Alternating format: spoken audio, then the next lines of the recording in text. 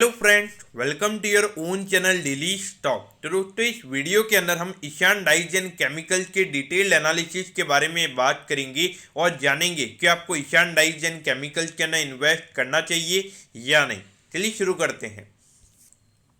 तो देखिए, इसके अंदर हम सबसे पहले ये जानेंगे कि ये कंपनी काम क्या करती है, कंपनी के फाइनेंशियल कैसे हैं, कंपनी के प्रमोटर्स की क्या होल्डिंग है, उनका क्या पिछले कुछ टाइम से होल्डिंग पैटर्न रहा है, और उसके बारे में एट दी एंड हम ये भी बताएंगे कि आपको इसमें इन्वेस्ट करना चाहिए या नहीं।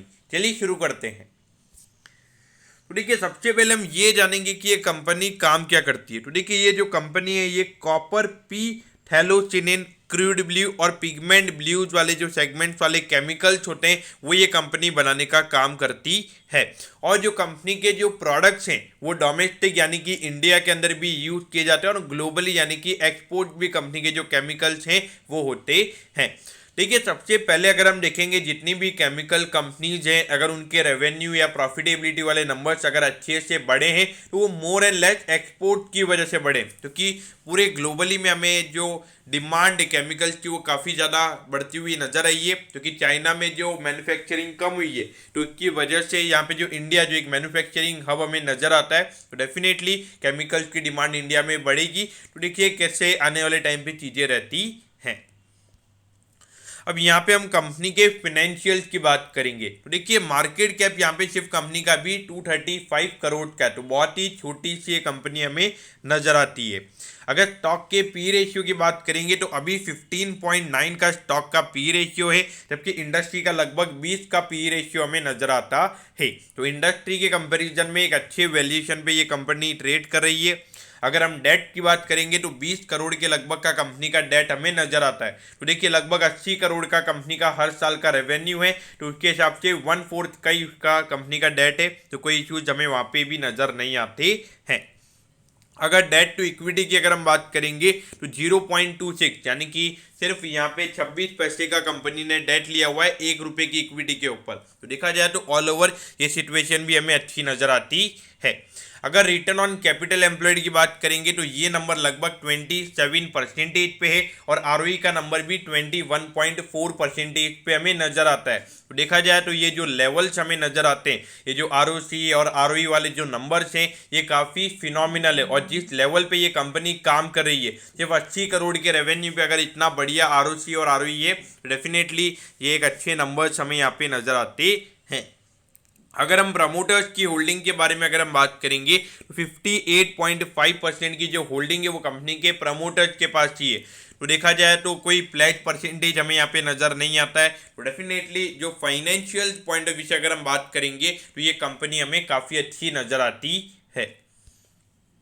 लेकिन अगर हम पिछले 4 साल से अगर हम देखेंगे तो यहाँ पे 18-19 वाले फाइनेंशियल ईयर में थोड़ा सा कंपनी का रेवेन्यू का नंबर गिरा था, फिर 19-20 में एक अच्छी सी रिकवरी देखने को मिली थी, और पिछले साल भले इतना रेवेन्यू का नंबर नहीं बढ़ा हो लेकिन जो नेट प्रॉफिट का नंबर था वो 50% से हमें बढ़ता हुआ नजर आया था। तो देखिए, अभी जिस तरीके से जो ग्लोबली डिमांड हमें बढ़ती हुई नजर आ रही है केमिकल्स की, वो कम से कम 1 से 2 साल और हमें यहाँ पे चलती हुई नजर आ सकती है। तो वहाँ पे डेफिनेटली जो 12 करोड़ का नेट प्रॉफिट कंपनी का वो लगभग 25 करोड़ के लगभग पूरे फाइनेंशियल ईयर में जा सकता है।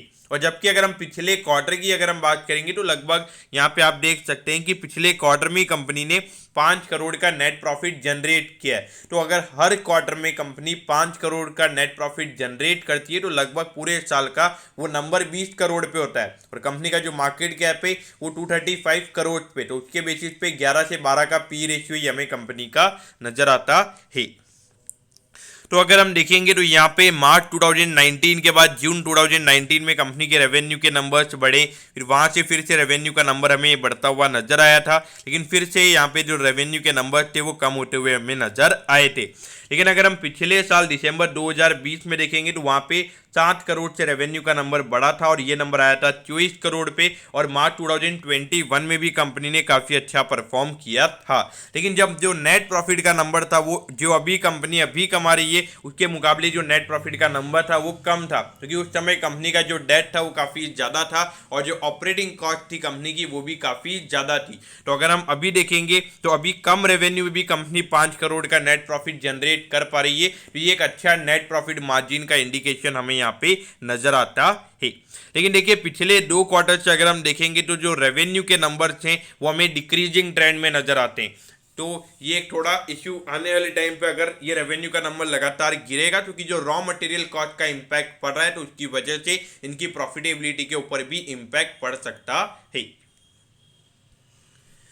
तो अगर हम शेयर होल्डिंग पैटर्न के बारे में हमने ऑलरेडी बात कर ली है, लेकिन देखिए एक छोटी सी कंपनी है, 200 करोड़ का मार्केट कैप है, तो यहाँ पे आप पब्लिक की होल्डिंग एक्सपेक्ट की ही करोगे, कोई एफआईआई और डीआईएस की होल्डिंग आपको यहाँ पे नजर नहीं आएगी। तो यहाँ पे पूरी होल्डिंग जो है वो रिटेल इन्वेस्टर्स के पास की हमें नजर आती है।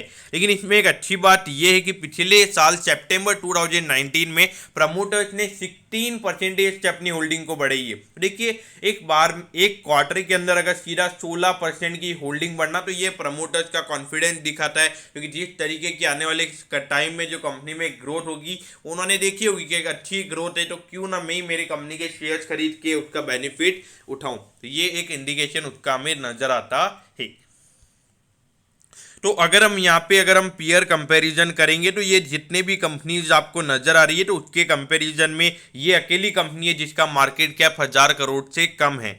उसके अलावा अगर हम देखेंगे तो केईआई इंडस्ट्री का भी यहाँ पे कीरी इंडस्ट्रीज का भी इन्होंने यहाँ पे कंपैरिजन दे रखा है। तो कीरी इंडस्ट्रीज की अगर हम बात करेंगे तो नेट प्रॉफिट का नंबर भले ही 106 करोड़ का है, तो ये एक कंपनी है कीरी इंडस्ट्रीज जो कि सिर्फ 6 के पी रेशियो पे ट्रेड हो रही है। बाकी अगर हम देखेंगे तो एक बोडल केमिकल्स करके कंपनी है, वो भी इसके नीचे पी रेशियो पे हमें ट्रेड होती हुई नजर आ रही है। बोडल केमिकल्स और कीरी इंडस्ट्री, तो ये कंपनीज आपके रडार पे होनी चाहिए, क्योंकि अगर आपको पी रेशियो के बेसिस पे इन्वेस्ट करना है तो आपका फोकस कीरी इंडस्ट्रीज और बोडल केमिकल्स के ऊपर हो सकता है।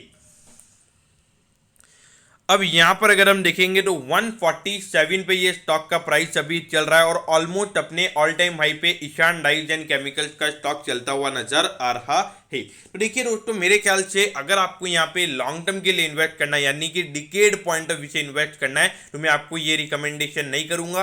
लेकिन अगर आपका कम से कम 2 से 3 साल का अगर टाइम पीरियड है, तो मेरे ख्याल से ये जो पूरी केमिकल इंडस्ट्री है ये काफ़ी अच्छी नज़र आ रही है। खास करके जो ग्लोबली हमें केमिकल्स की डिमांड बढ़ती हुई नज़र आ रही है, तो वहाँ पे डेफिनेटली ये कंपनी अच्छा परफॉर्म कर सकती है। तो देखिए, अगर पूरी इंडस्ट्री 10 से 15% से ग्रो करती है, तो ये जो ईशान डाइज एंड केमिकल्स ये काफ़ी छोटी कंपनी है, तो इस कंपनी में हमें लगभग 30 से 40% के रिटर्न भी देखने को मिल सकते हैं। लेकिन एक बात आपको समझनी होगी कि ये एक स्मॉल कैप कंपनी है, तो यहाँ पर एक जो लोगो आपको हमेशा ये माइंड में रखना चाहिए, higher the risk higher the return. जितना ज़्यादा रिस्क आप लोगे उतने ज़्यादा रिटर्न्स आपको मिलेंगे। तो अगर आप यहाँ पे इन्वेस्ट कर रहे हैं तो moderate to aggressive kind of investor आप होने चाहिए, तो ही आपने यहाँ इन्वेस्ट करना चाहिए। अगर शॉर्ट टर्म की बात करेंगे तो मेरे ख्याल से शॉर्ट टर्म के लिए भी आप ये कंपनी अपने रडार पे रख सकते हो। मुझे लगता है कि जिस तरीके का मोमेंटम इस कंपनी में नजर आ रहा है, मुझे लगता है कि अराउंड 200 रुपीज़ तक शॉर्ट टर्म में ये स्टॉक जा सकता है, अगर मार्केट में कोई हैवी सेलिंग नहीं होती है तो दोस्तों मैं होप करता हूँ कि ईशान डाइज एंड केमिकल्स के पूरे डिटेल्ड एनालिसिस के बारे में आपको सब कुछ पता चल गया होगा। अगर आपकी कोई भी क्वेरीज है आप कमेंट कीजिए, मैं ज़रूर आपके कमेंट पर रिप्लाई करूँगा। ओके दोस्तों, thank you, have a nice day.